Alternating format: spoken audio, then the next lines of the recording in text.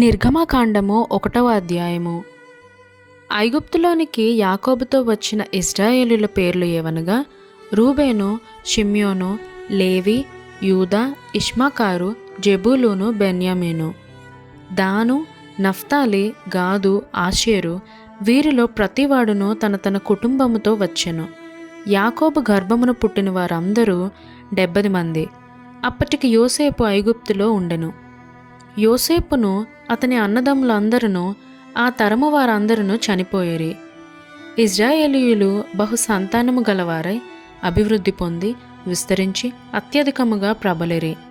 వారున్న ప్రదేశము వారితో నిండి ఉండెను.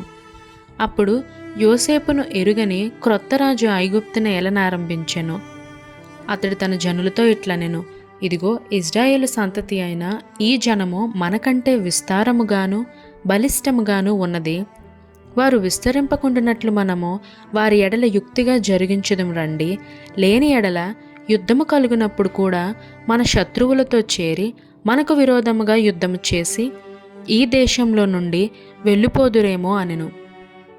కాబట్టి వారి మీద పెట్టిన భారములలో వారిని శ్రమ పెట్టుటకు వెట్టి పనులు చేయించు అధికారులను వారి మీద నియమింపగా వారు ఫరో కొరకు ధాన్యాదులను నిలువచేయు పితోము, రామేసేసును పట్టణములను కట్టిరి. అయినను ఐగుప్తీయుల వారిని శ్రమ పెట్టిన కొలది వారు విస్తరించి ప్రబలిరి గనుక వారు ఇశ్రాయేలీయుల ఎడల అసహ్యపడిరి. ఇశ్రాయేలీయుల చేత ఐగుప్తీయులు కఠినముగా సేవ చేయించుకొనిరి. వారు ఇశ్రాయేలీయుల చేత చేయించుకొనిన ప్రతి పనియు కఠినముగా ఉండెను. వారు జిగటమంటి పనిలోను ఇటుకల పనిలోను పొలములో చేయు ప్రతి పనిలోనూ కఠిన సేవ చేయించి వారి ప్రాణములను విసికించిరి.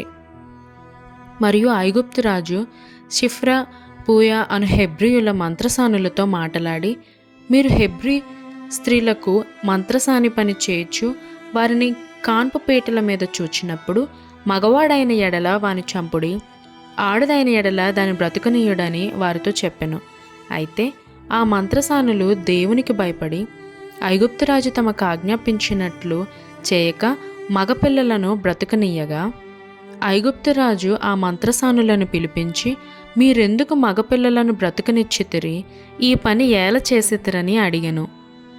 అందుకు ఆ మంత్రసానులు, హెబ్రీ స్త్రీలు ఐగుప్తు స్త్రీల వంటి వారు కారు, వారు చురుకైన వారు, మంత్రసాని వారి యొద్దకు వెళ్ళక మునిపే వారు ప్రసవించియుందురని ఫరోతో చెప్పెను. దేవుడు ఆ మంత్రసానులకు మేలు చేశాను. ఆ జనము విస్తరించి మిక్కులు ప్రబలను.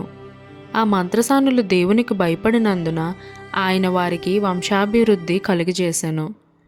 అయితే ఫరో హెబ్రీయులలో పుట్టిన ప్రతి కుమారుని నదిలో పారవేయడి, ప్రతి కుమార్తెను బ్రతుకనీయడి అని తన జనులందరికీ ఆజ్ఞాపించెను.